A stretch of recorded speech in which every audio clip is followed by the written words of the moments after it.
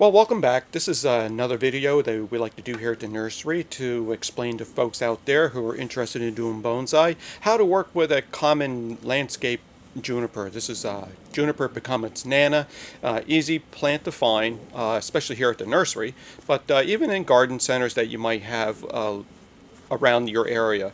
And the reason why I chose this plant, first of all, junipers are very easy plants to work with. They're easy to grow, and I like them because you can train them in any bonsai style out there. They lend themselves to that very easily. But this plant here has been grown initially as a landscape plant, and as you can see, it's been allowed to grow outwardly from side to side, and really, as far as any bonsai merit, you wouldn't know what you had to work with until you picked the tree up. Here at the nursery, we grow this plant, but what's different about what we do here is that we tend to try to expose the trunk so that you could see what you have to work with. But it doesn't stop there. So what I want to do is to try to help people get an idea of why they choose trees that they do and what to look for. So as I move the tree in slowly, what I'd like for you to look at is that you can see the trunk, but what I want you to see also, which is very important, and I'm going to flip the tree around and try to do it slowly so everybody can see what's going on, is that when you look at the back side of this tree and look actually underneath the foliage, you'll see that it has quite a few branches to work with, and that's excellent. It has a nice lower branch here on the left. You got one over here to the right.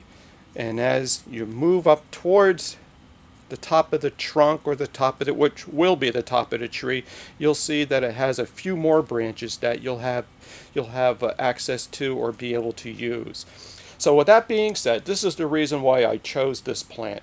So how do we get started? First thing I'd like for you to do is know that before you do, to make sure that the tree has an ample water supply. That you don't want to work on a tree that's left dry. So there's a lot of moisture within inside of the soil. The tree had at least 24 hours to take it all in. You don't want to work on a dry plant. And also getting started, what I'd like to do is lay my tools out. I'm going to be working with a pair of clippers. I have those ready. I have my branch cutters ready. My wire pruners. I have some tweezers. A cleaning brush. If you noticed, so far you've seen a lot of dead growth in the center of the tree. We have to clean it out, and that's what I use it for. I have a root rake, all handy to get started with. So the first thing I want to do when I find these trees is go back and look at all the branches that I have to work with, and what I want to do is to begin to clip all this little piddly growth out from the inside that's growing on the trunk.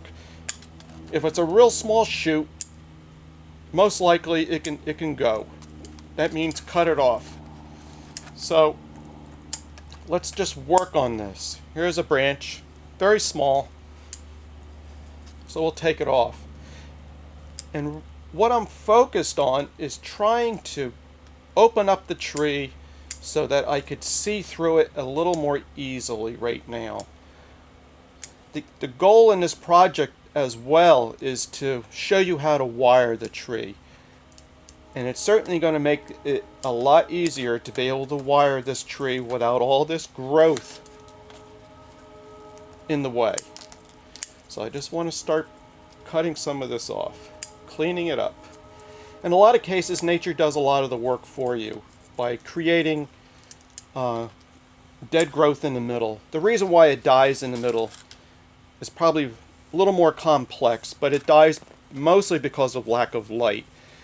It served its purpose. It begins to die off because as a tree grows, the light in the inside of the tree begins to disappear. So that growth dies off. I think of that as nature doing some of the work for me, a bonsai artist, for me, making it easy. If it's dead, it's not coming back. We can remove it. So if you look, you can see how I created some openings. I'm not cutting off all my branches, okay? And there's going to be a few more that I can probably take away. But to be on the safe side, really all I want to do is open up the tree so I have access to the trunk line. And if you look, all right, Now it's beginning to look even a little bit more like a tree, just from the little amount of work that I spent on it. So at this point, I'm going to leave it in this pot because I find it easier to work with. And as I look at the tree, what I want to focus on is, where do I think the best view of the tree is? In other words, where is the front of the tree going to be? And as I spin this tree around in front of you, I think most of us might agree it's almost obvious that the front of the tree is going to be right here. However, the tree won't stay here by itself, so I'm going to need to wire it. And that's going to be my next step.